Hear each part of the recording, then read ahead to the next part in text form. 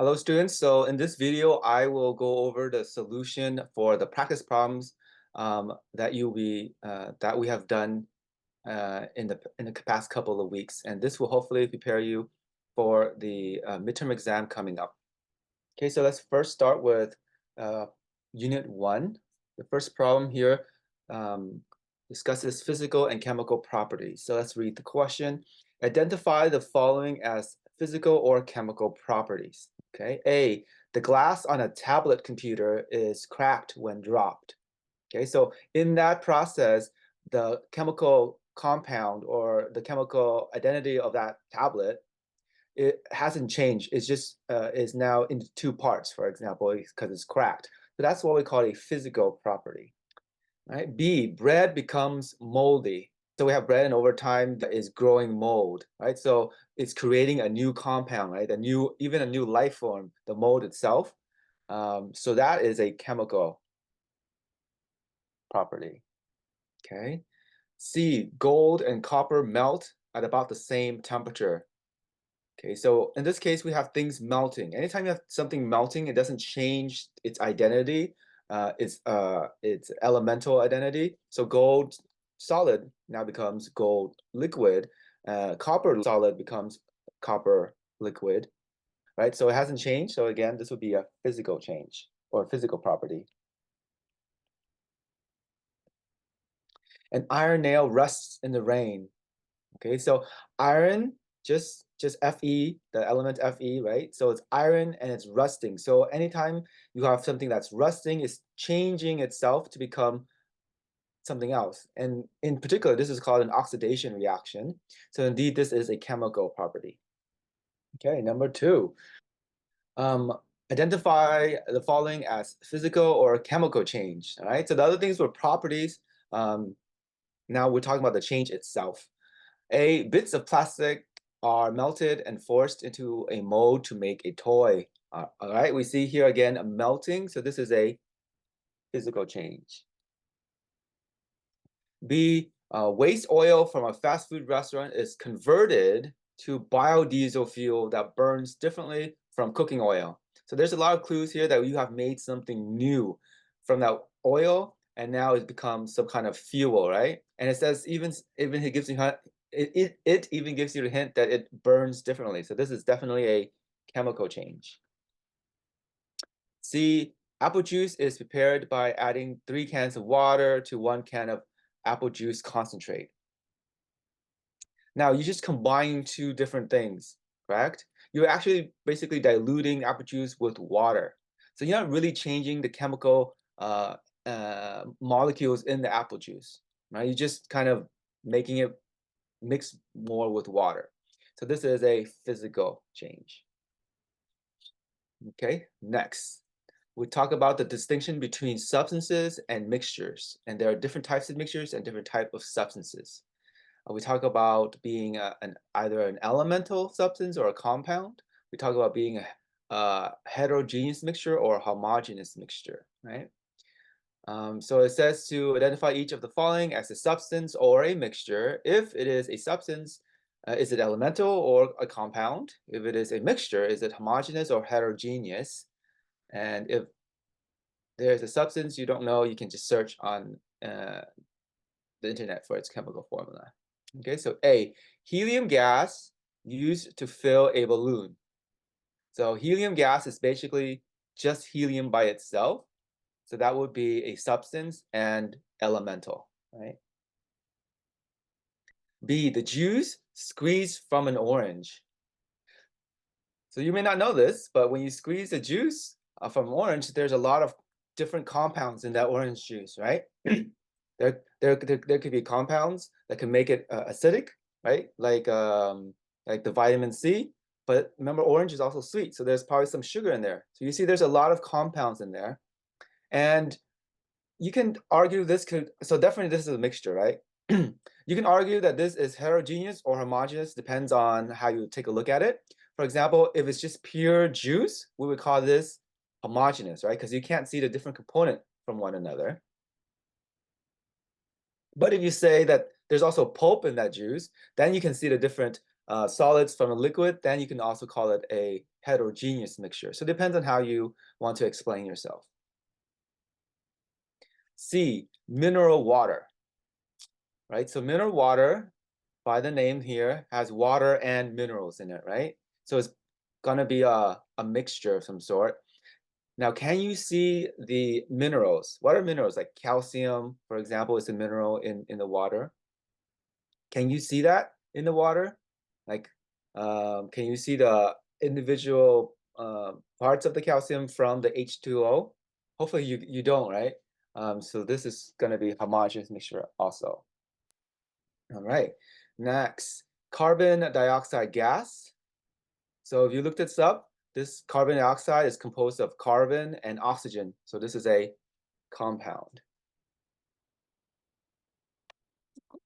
What about cobalt? If you look that up, cobalt is just an element. So this is, yes, elemental. Great. Number 4, an advertisement for coconut water reads, pure coconut with nothing artificial added. Is this coconut water a mixture or a substance or a mixture? Explain. All right, so this is similar to that orange juice example earlier. Um, we have coconut water, so there's at least water, and if you drink coconut, it's sweet, right? So there's some sugar in there, but you can't see them apart. So this would be a mixture, definitely, because there's 2 components at least, and probably a homogeneous mixture if you can't see the individual parts. But if you do see the individual parts, let's say there's chunks of things floating about, then we call that a heterogeneous mixture. Okay, moving on to unit 2. So this unit, we're talking about measurements. The first one is measurement of matter. So it asks you to change the unit for each of the following measurements by replacing the power of 10 with an appropriate SI prefix. So remember we talked about that there are some prefixes that you should know that is commonly used in the scientific world and chemistry in particular. So for example, here in A, it is 10 to negative 3. So you should make flashcards if you haven't memorized it by now. But what is 10 to negative 3? Milli. So it's a thousandth, right? So we would write this as 1.0 small case m, capital L, right? So that's 1.0 milliliter. Next here in B, we have 10 to negative 6. Okay, so what prefix is 10 to the negative 6? That is micro, right? So that's a millionth. That's what that means. So that becomes 8.5 microgram. Micro is written with that funky kind of Greek M, I think. Maybe. C, 2.4 times 10 to the third. Okay, now we're going bigger, right? We're going a thousand-fold bigger. So what do we say for 1,000? 10 to the 3 is 1,000. Kilo, right? So this is 2.4 kilometer. All right, let's do some more dimensional analysis problems now. So we're going to change the units basically in dimensional analysis. Carry out the following conversions. 5.45 times 10 to the 4th milliliters to liters, okay? So to do that, we're going to have our starting number, 5.45 times 10 to the 4th ml. So you're converting ml to liters. That means you're going to multiply. And what's the conversion factor between ml and liters? Right? So ml is a smaller unit. And remember, a milliliter is a thousandth of a liter. So therefore, there's 1,000 milliliters in 1 liter. Okay, so we're going to go ahead and put that into our calculator. 10 to the 4th power divided by 1,000 is basically 10, right? So you're going to have just to multiply 5.45 by 10. That becomes 54.5 liters. I'm running out of space there, so let me put it over here now for B. 365 milligram to grams. Okay, so what's the conversion between milligram and gram? Remember, milli is again a thousandth, and which one is smaller, milligram or gram? Milligram, right? So therefore, you need 1,000 of a small piece to 1 of the big piece. We don't write the 1 to be clear. Okay. Oh, I forgot to do this on a previous slide, on the previous problem. To cross out your units, whatever unit is on top, this unit is on top, we'll cancel out unit on the bottom. That's why the lasting unit here is liters in the end, right? So that's how you want to do your dimensional analysis. So on the problem on the right here, we got milligram canceling out with milligram. So what would that give us? So we got 365 divided by 1,000. Right, so that should be 0.365 grams. Right, and C, we have 26 meters, and we want to convert to centimeters. So what's the equality for centimeters? Centi is 100th, right? So therefore, there's 100 centimeters in 1 meter. So again, where do we want to put that conversion factor? Would the centimeters go on the bottom or go on the top? Right, so we want the meters to go on the bottom so that they can cancel out with the meters on top from the 26. So that's 100 centimeters then would go on the top. See how that meters just cancels out? So now you just have to multiply across. 26 times 100 is 2,600. The unit left over is centimeters. All right. Now, number 3, perform the following conversions. How many gallons are contained in 2.0 liters of Coca-Cola drink? And I give you the conversion factor there. And equality, 1 gallon is equal to 3.79 liters. So you start out with the number that you want to convert, which is 2.0 L liters. Then you want to multiply it by the conversion factor, which is the equality. Again, in the previous problem, you have to choose which unit goes on top, which unit goes on the bottom. Do you want the gallons on top, gallons on bottom, liters on top, or liters on bottom? You want the liters on the bottom so they can cancel out with that 2 liters, right? So you should have 3.79 liters and 1 gallon on top. When you do that, the liters just goes away because liters divided by liters is 1. So the only unit that you have left is gallon. So you go to your calculator and you take 2, technically 2 times 1, but 2 times 1 is just 2, so I'm not going to input that, divided by 3.79. And that comes out to be a number with a long decimal. I'm just going to use 2 of those numbers. 0.53 gallon would be my answer. Next, your cat needs 0.25 teaspoon of Tylenol. How many milliliters is this dosage? All right, and we have again a equality given for us. So we start out with the thing that you want to convert, which is 0.25 teaspoon. And we know that 1 teaspoon is 5 mil, right? So again, we know that we want to get rid of the teaspoon. So you put teaspoon on the bottom and the 5 ml on the top. The teaspoon cancels out, giving us only ml as our unit. So you take 5 times 0.25 and then divide by 1 is 1.25. And the unit there that's left over is ml, so that's why the answer is in the units of ml. Okay. Number 4, a piece of silver has a volume and it weighs a certain amount. What is the density in grams per cubic centimeters? Okay, so that there's multiple questions here. So the first question is just get the density. And we know the definition for density is a ratio between its mass to its volume. So mass divided by volume. So we know what the mass is here.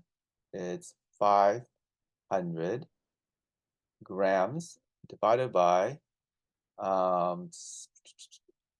Cubic centimeters is the volume, so we just put 53.6 cubic centimeters. So we go ahead and do that. So 500 divided by 53.6 is 9.33. So we got units of grams divided by units of cm cubed. Since those are not the same thing, so they just remain the same. Okay.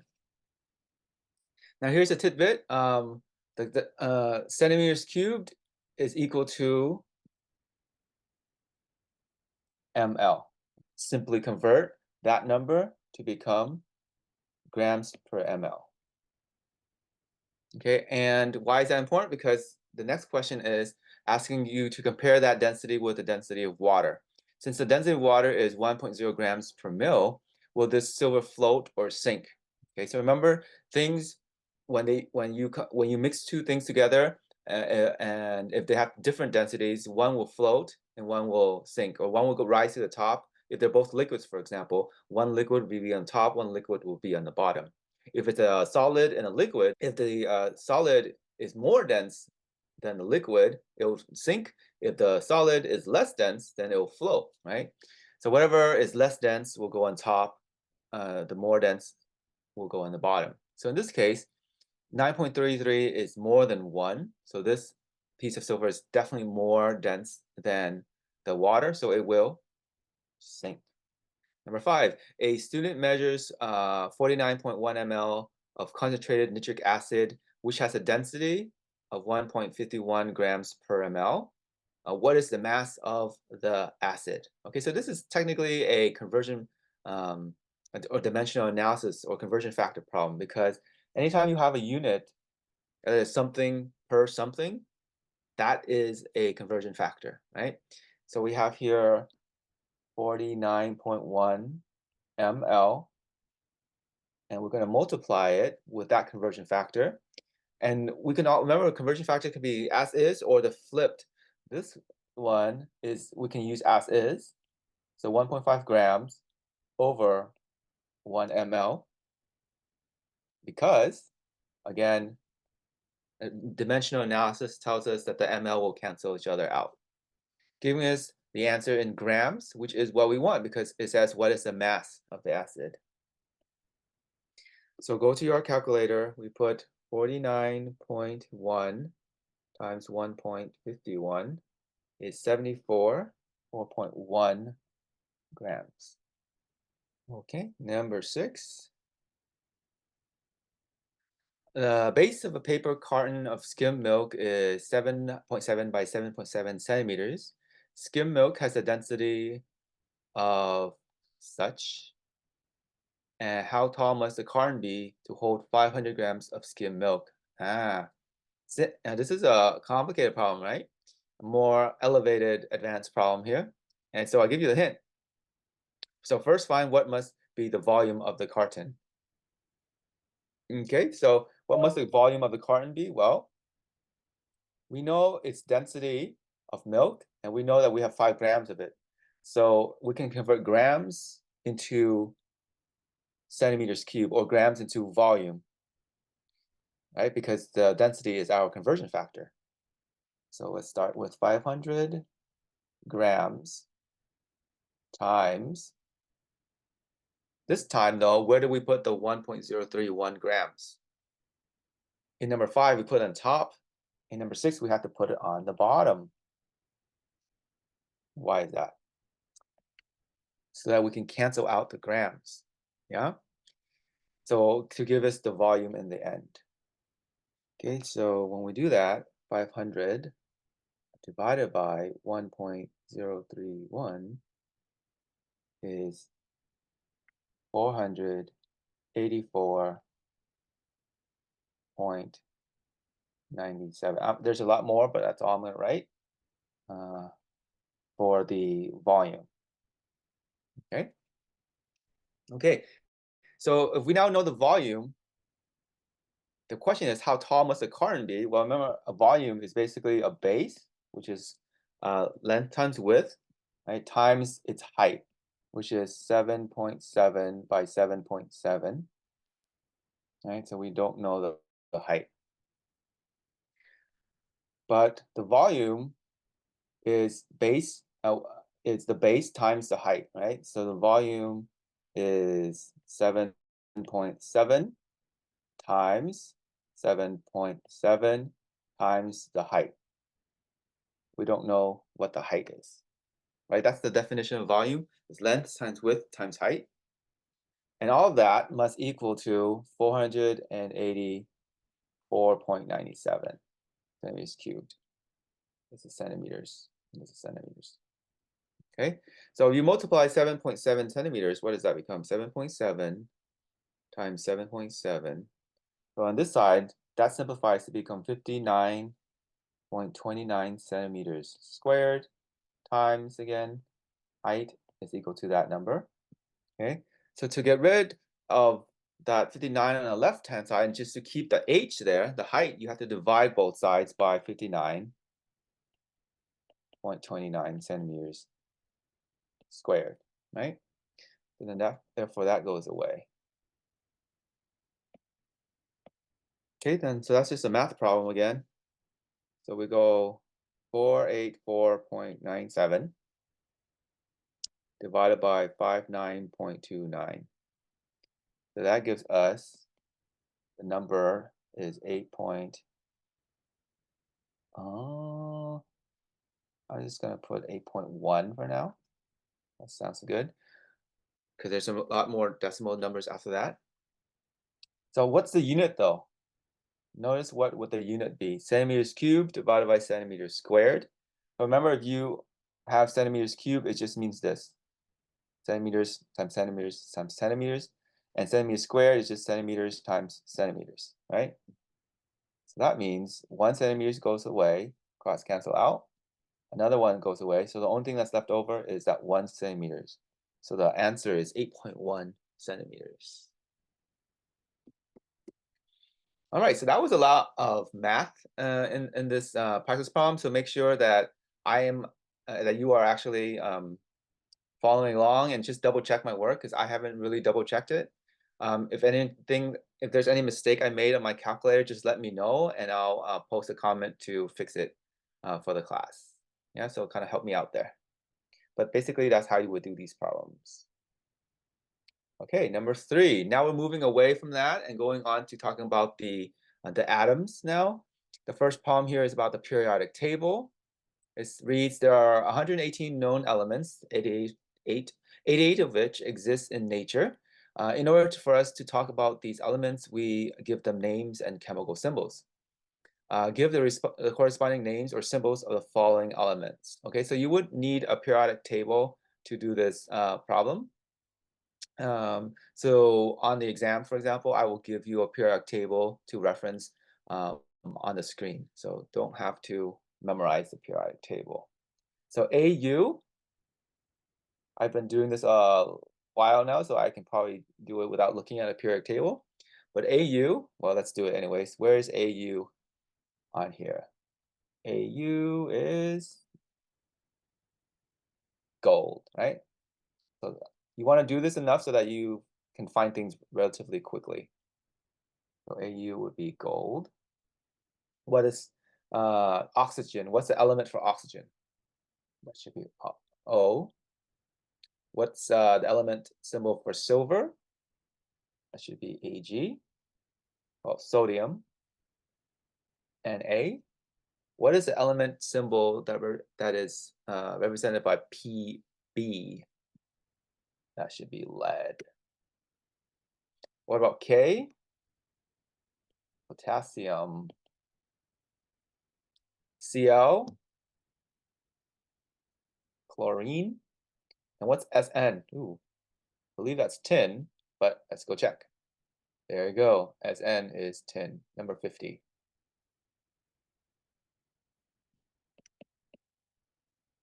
Okay, number 2. When we ordered elements according to their atomic number, we notice that the characteristics of these elements start to appear in a recurring pattern, hence periodically. Um, in organizing the periodic table, every time these trends repeat, we move the remaining elements to a new row, like pressing enter. With this organization, elements in the same column share a lot of characteristics. So let's identify these elements by their group number and names if they have special names. Okay, so calcium. So we need a periodic table for this for sure, right? Calcium is in where? That's where calcium is, right? So that's in group 2. We can call them group 2A, or we can call them group 2. There's 2 naming systems for them. All right, and do we have a special name for anything in group 2A? They are called the alkaline earth, right? The alkaline earth metals. B, carbon. Carbon is in group 4A or 14, and they don't have a special name. Zinc. Ooh, where is zinc? I don't know where zinc would be. Zinc would be here. So that would be 1, 2, 3. Oops.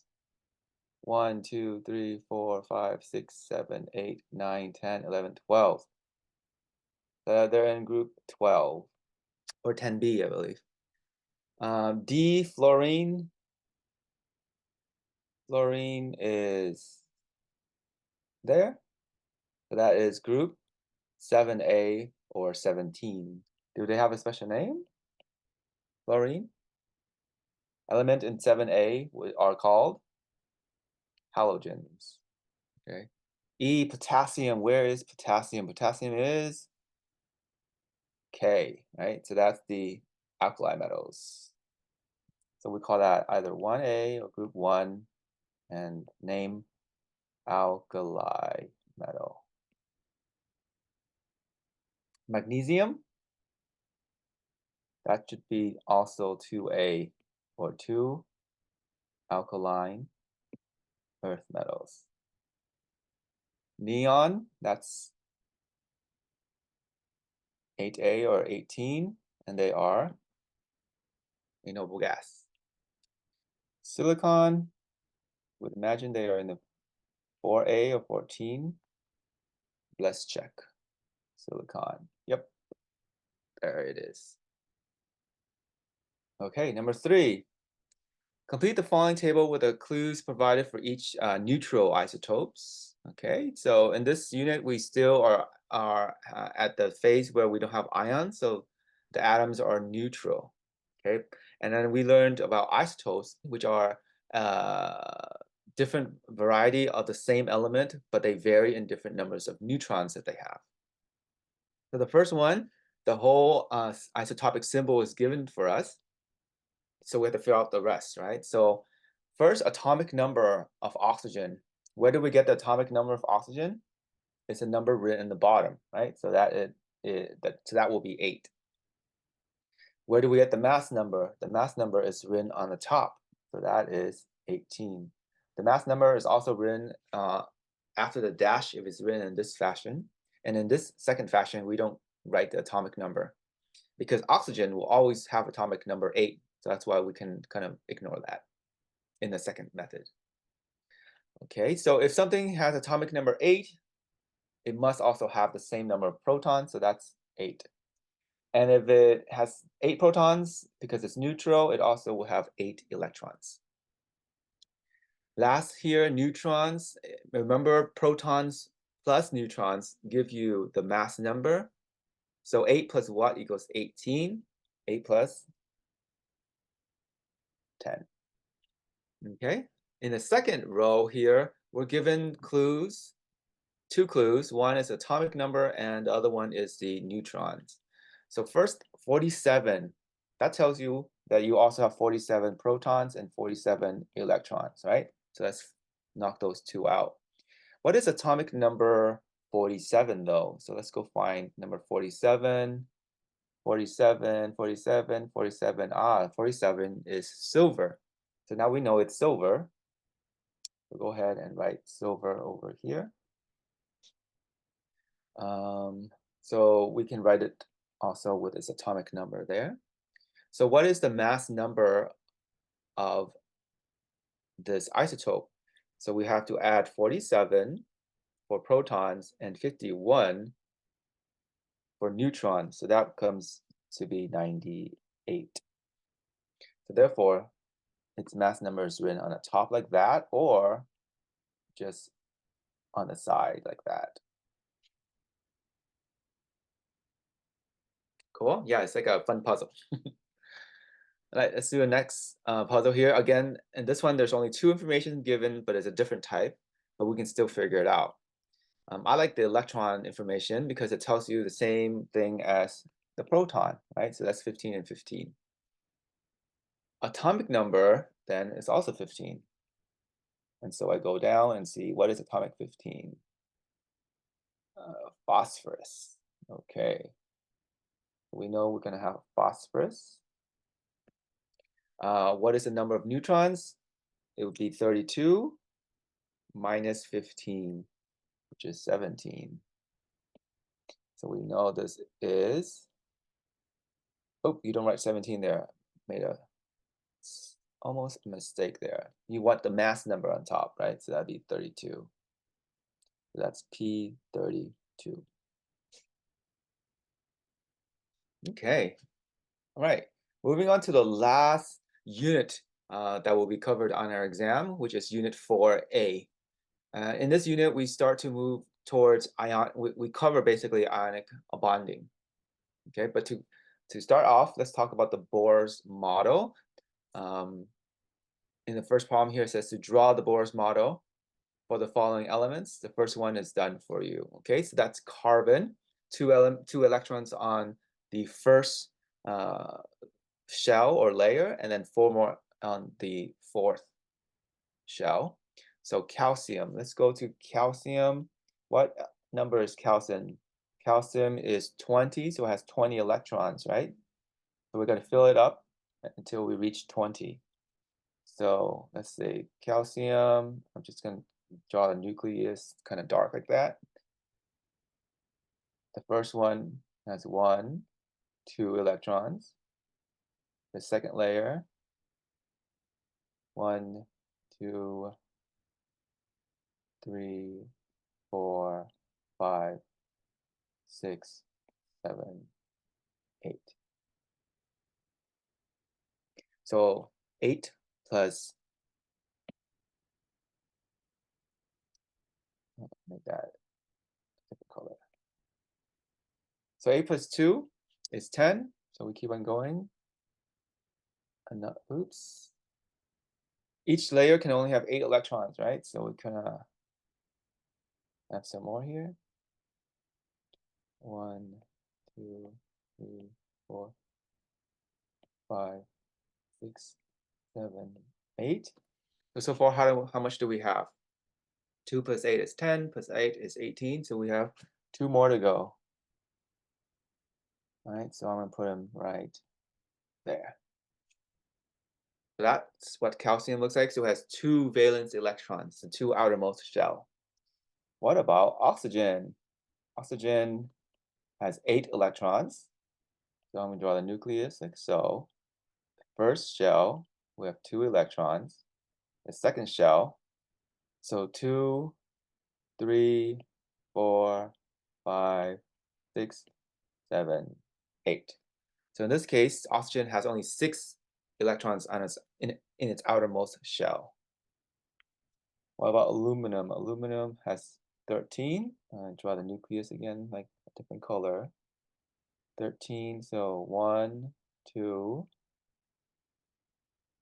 3, 4, 5, 6, 7, 8, 9, 10. Because you can't draw more than 8 in that circle, in that ring.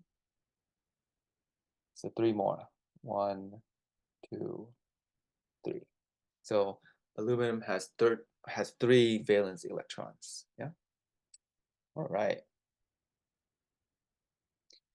Electron number 2, electrons that reside on the outermost energy level of the atom are called valence electrons. I've been kind of referring to them already in that previous problem. The number of valence electrons of an atom dictates what family it belongs to and plays an important role in its chemical reactivity. So it's all about the electrons when we talk about chemical reactions. on the atom, the valence electrons to be more precise. So identify the elements that have the following electron level arrangements according to the Bohr's model. So instead of drawing that every single time, we have a simple way, which is called the electron level arrangement.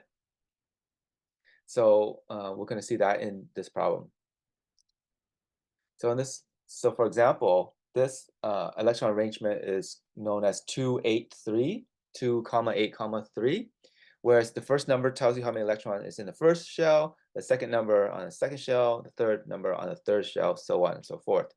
So that's why this electron arrangement is for aluminum, because it has 3 valence electrons and 13 total electrons.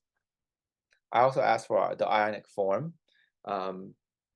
So if you are aluminum, you have 3 valence electrons. The best way to reach the octet is to get rid of 3 electrons. So if you lose 3 electrons, you become more positive, 3 times more positive. So that's why we write it as aluminum 3+. Okay, so now next, this one is 2, 8, 1. So let's go to the periodic table. 2, that's 1, 2, 8. So that gets rid of this whole, right? And then 1, so it would be sodium. How many valence electrons does sodium have? Remember, the valence electron is just that last number, so that's 1. And what group number would that be? That is group 1A, or we also call it group 1. And so if sodium has 1 valence electron, the best way to reach octet is 2. Right? It has 1 electron, so the best way to lose octet is to lose it to become like neon. So if you lose 1 electron, you are going to be positive, so positive 1. Okay, this next one has only 4 electrons, 2 in the first layer, second on the second layer. So let's use a different color here just for fun here. So 1, 2, and 1, 2. So that's beryllium. And valence electrons is the outermost, so that's 2. That's 2A or 2. And beryllium is Be. Again, this time you have 2 to lose, so you become 2 positive. Next is 2 and 8. All right, so let's say 1, 2, and 8 is 1, 2, 3, 4, 5, 6, 7, 8. All right, so we have neon this time. So neon has 8 valence electrons. It is group 8A, or also known as 18. And it doesn't have ionic form because it's already an octet, so it's already happy. It doesn't want to lose or gain any more electrons. Next, we have 2, 8, 7. Okay, so 2, 8, 7 would be chlorine. Valence electron there is 7, group 7A or 17. So you have 7 electrons. Is it easier to lose 7 or just gain 1 to have the octet, to have the 8? Right? So it's easier to gain 1. So if you gain something, you become more, if you gain a negative, you become more negative, right? Since electrons are negative, you gain a negative charge, just 1. So that's Cl minus. All right, so that's how ions are created because of the octet rule, to either gain or lose electrons to get the octet and 8 electrons. Okay, and then once they have lost their amount of electrons, then they can pair with another ion. So positive ion compared with a negative ion to form what we called the ionic compound. So in number 3, it says to write the formula and name for each ionic compound composed of the following pairs. So sodium, when it becomes an ion, is always going to be positive 1, and iodine will always be a negative 1. So together, since there's only 1 positive and 1 negative, you just need 1 of each. So we write the formula as NaI, like that. And the name of this formula is just sodium. We say the first element, the metal first, and then the second element, iode, Instead of saying iodine, we change it to IDE instead. So iodide. So that's sodium iodide. Next here we have calcium. What's the charge of calcium when it ionizes? 2 plus. Hydroxide. So there are some polyatomics you have to memorize. What is the definition? What's the charge of hydroxide? It's negative, right? It's a polyatomic ion, meaning it's composed of multiple atoms. Since calcium is a 2 plus, and oxygen and hydroxide is only 1 negative, so what's the ratio do you need to have charge balance? Nature always likes to be balanced. You can't be positive or negative. It wants to be zero, neutral, right? Can you see that you need 2 more negatives in order to balance out the 2 positive? So you would need 2 hydroxides, right? So to write 2 hydroxides, we write in the parentheses subscript 2. And the name would be calcium hydroxide. Next, we have lithium. Lithium will be positive 1 when it ionizes. Nitrogen, well, what about nitrogen? So how do we figure that out? Nitrogen is right here, right?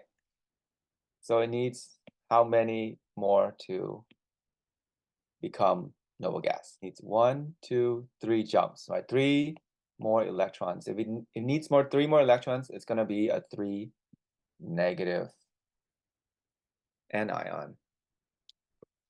All right, so to write the formula, if you have 1 lithium that's positive and 1 nitrogen that is 3 negative, that's not going to be charge balance. So how many of each do you need? You would need